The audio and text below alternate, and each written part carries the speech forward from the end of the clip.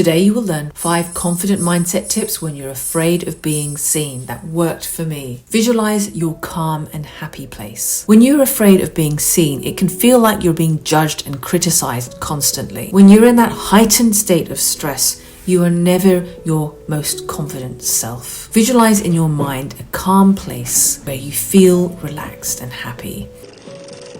Where is it? Is it running? Sitting on a beach with a Mai Tai? Petting your cat? Write down 3 things that make you feel calm and happy. So when you feel the onslaught of anxiety and stress, use that as a trigger to visualize your calm and happy place. You know that tenseness you're feeling all over your body? Visualizing your happy place helps that flood away.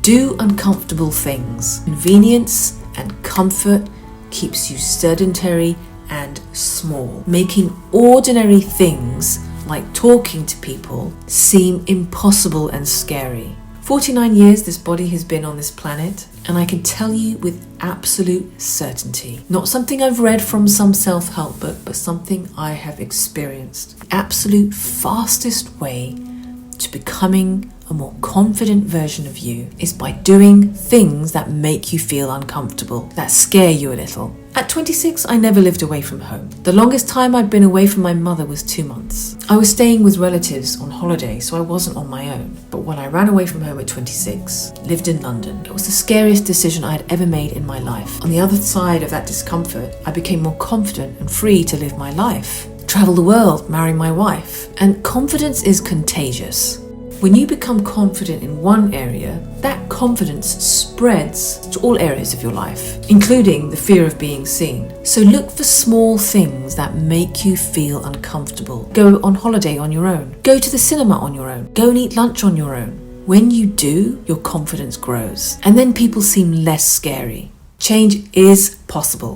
Your brain operates like a muscle. The more you exercise certain parts, the stronger and bigger the muscle gets. Believing change is possible gives you a sense of hope. A sense of hope takes the pressure off you, and it gives you the fortitude to keep going. And with that comes this spark of confidence.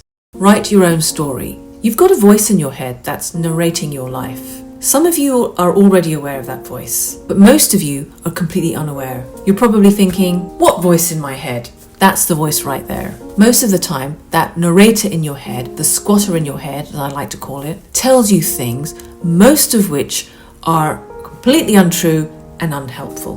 That's what the voice was telling me. But then I realized I was holding myself back with those stories. I decided to write new stories, 1 chapter at a time. And eventually I wrote 2 books with wonderful reviews from real readers, and I became a motivational speaker, spoken around Europe. And after discovering my passion for improvised comedy in my late 40s, I'm on the path to fulfilling a lifelong dream of getting paid to be completely silly. Instead of letting that squatter in your head run wild, adopt the mindset of writing your own story. But what story do you write? Begin with reminding yourself of your most important values, your goals, your vision, your life's mission. It feeds your willpower, your persistence, and self-confidence, according to considerable research. Low self-esteem is like driving through life with your handbrake on.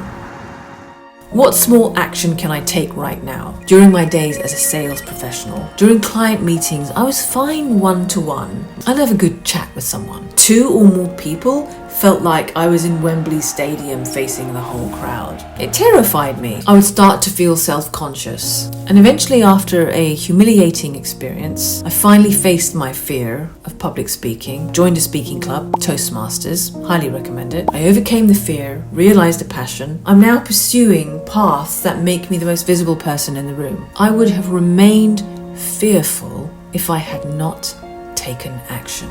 Stanford psychologist and father of self-belief research field, Albert Bandura, what he said one of the pillars that helps build your self-belief and therefore confidence is mastery experiences. And what that means is it's not about thinking, it's not about deciding, it's 100% action. I can't stress that enough. So what that reveals is to build confidence, you absolutely have to take action. Times in my life where I grew in confidence, they were all as a result of doing something. So the mindset to adopt, ask yourself, what small action can I take?